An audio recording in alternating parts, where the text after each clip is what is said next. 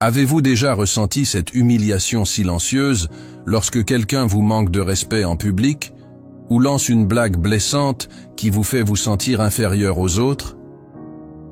Vous est-il déjà arrivé de vous demander comment réagir face à de telles situations et comment obtenir ce respect que vous méritez, surtout lorsque la personne qui vous dévalorise semble être habituée à manipuler les autres pour se mettre en valeur? Dans cette vidéo, nous allons dévoiler des stratégies psychologiques et comportementales puissantes qui, une fois maîtrisées, vous permettront non seulement de vous défendre, mais de récupérer immédiatement l'estime des autres. Restez avec nous jusqu'à la fin, car nous allons vous révéler exactement ce que vous devez faire lorsque quelqu'un essaie de vous humilier devant tout le monde. Pourquoi vous trouvez-vous dans cette situation? Pourquoi certains semblent-ils ne pas respecter votre présence? Sachez que, dans la plupart des cas, ce n'est pas la haine ou le mépris qui est en jeu, mais l'opportunisme. Ces individus cherchent constamment à se hisser en exploitant les autres, que ce soit dans le cadre amical ou professionnel. Leur objectif est clair, se démarquer à vos dépens. Mais ne vous laissez pas faire. Ne les laissez pas vous utiliser pour briller. Vous devez apprendre à imposer le respect de vous-même. Se faire respecter ne signifie pas forcer les autres à vous accorder de l'attention, mais plutôt ne jamais tolérer qu'ils vous utilisent comme tremplin. Si nécessaire, vous devrez être prêt à vous éloigner d'un environnement où votre présence n'est pas valorisée. Bien sûr, il est toujours préférable d'éviter d'en arriver là. C'est pourquoi nous vous offrirons des conseils concrets pour reprendre le contrôle et gérer avec fermeté les personnes qui tentent de vous rabaisser. Le premier conseil est d'une importance capitale car il repose sur un principe fondamental. La manière dont vous vous présentez dès le premier contact. Chaque geste, chaque regard, chaque mouvement en dit long sur vous et surtout sur la manière dont vous souhaitez être perçu. Lorsque vous rencontrez quelqu'un, ne sous-estimez jamais l'impact de la première impression. Cela peut sembler anodin, mais la façon dont vous serrez la main d'une personne et l'attention que vous portez à votre posture peuvent immédiatement envoyer un message puissant sur votre niveau de confiance en vous et de respect de votre propre valeur. Imaginez que vous êtes assis et qu'une personne vient vers vous pour vous saluer. Beaucoup commettent l'erreur de rester assis, de tendre simplement la main sans lever le regard. Une poignée de main dans cette position, sans véritable contact visuel, communique un message subtil mais clair. Je ne suis pas vraiment à l'aise ici. Je me soumets à l'autre. Je ne suis pas pleinement présent. Ce geste involontaire peut, pour l'autre personne, donner l'impression que vous êtes en position de faiblesse, ou pire, que vous ne vous respectez pas suffisamment pour vous lever et affirmer votre présence.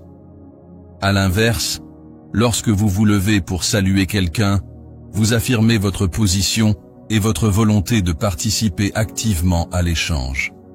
Vous montrez que vous êtes pleinement engagé, que vous tenez à cet instant de rencontre et que vous vous respectez suffisamment pour vous donner cette présence totale. En vous levant, vous indiquez à l'autre que vous êtes prêt à établir une connexion égale.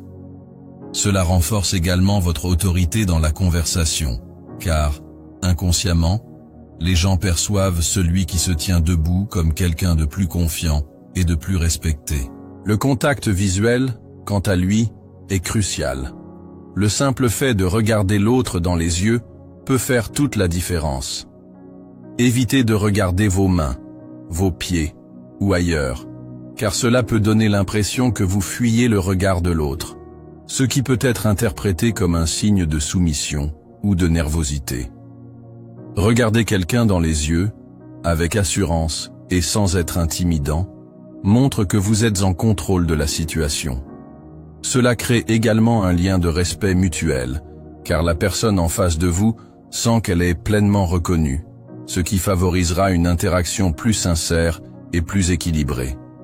Ainsi, le premier geste, celui qui semble le plus simple, est en réalité un véritable test de votre confiance en vous et de votre capacité à vous imposer. Se lever et regarder l'autre dans les yeux, c'est affirmer « Je suis ici, je suis à la hauteur, et je mérite le respect ».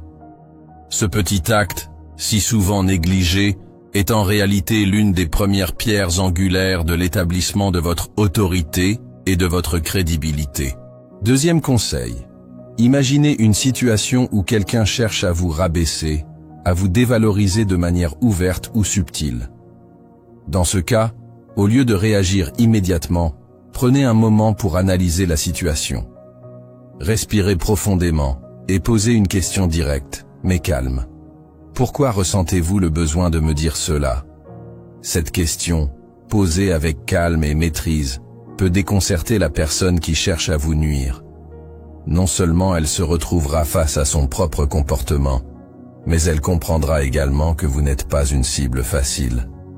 Vous ne vous laissez pas emporter par la colère ni par la honte, vous mettez cette personne face à ses actes. Ce simple geste de calme et de maîtrise de soi vous permet non seulement de regagner du respect, mais aussi de dissuader l'agresseur de continuer son attaque. Ensuite, imaginez une situation où quelqu'un vous interrompt en public. Ce moment de tension est un test. Ce test, vous allez le réussir. Fixez cette personne d'un regard déterminé et sérieux. L'interruption cessera immédiatement. Vous allez alors, calmement mais fermement, demander la permission de reprendre là où vous vous êtes arrêté. Vous lui ferez comprendre que son intrusion est non seulement impolie, mais qu'elle a un prix. L'erreur qu'ils ont faite sera claire. Vous ne tolérerez pas d'être interrompu. Troisième conseil. Dans un groupe d'amis, si quelqu'un tente de vous humilier avec une blague à vos dépens, réagissez avec un calme glacial. Ne montrez aucune émotion, aucune réaction. Faites comme si vous n'aviez rien entendu, puis demandez à cette personne de répéter sa blague. Dites, par exemple, « Désolé, je n'ai pas entendu. Peux-tu répéter ?» Cette réaction renversera complètement la situation. La personne qui pensait vous faire passer pour une victime se retrouvera, au contraire, dans une position inconfortable. Elle sera piégée par la tournure de la situation. Elle aura deux options. Soit elle change de sujet, soit elle essaie de répéter une blague qui n'aura plus du tout le même impact. En agissant ainsi, non seulement vous reprendrez le contrôle, mais vous ferez de cette personne la source de malaise, plutôt que vous. Quatrième conseil. Lorsque quelqu'un cherche délibérément à vous provoquer, ne jouez pas leur jeu. Au lieu de réagir avec colère, posez une question totalement décalée, hors contexte. Demandez par exemple s'il y a un café à proximité, ou faites un commentaire léger sur un sujet anodin, comme « Je crois que j'ai mis trop de parfum ce matin ». Cette réponse, apparemment innocente, laissera la personne dans l'incertitude, incapable de comprendre que vous l'avez désarmée. Elle sera dans l'incapacité de continuer son attaque, et c'est là que vous gagnerez. Enfin, le dernier conseil. Si vous constatez que certaines personnes persistent à ne pas respecter votre présence, il est parfois plus puissant de se retirer. Ne vous laissez pas dévaloriser. Si l'on ne vous accorde pas le respect que vous méritez, partez. Car il est bien plus précieux d'être une absence appréciée qu'une présence négligée. Alors, avez-vous déjà été confronté à l'une de ces situations?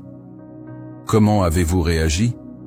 Partagez vos expériences et vos réflexions dans les commentaires, nous les lirons avec attention. Et rendez-vous dans la prochaine vidéo, où nous approfondirons encore plus ces stratégies pour reprendre le pouvoir sur votre vie.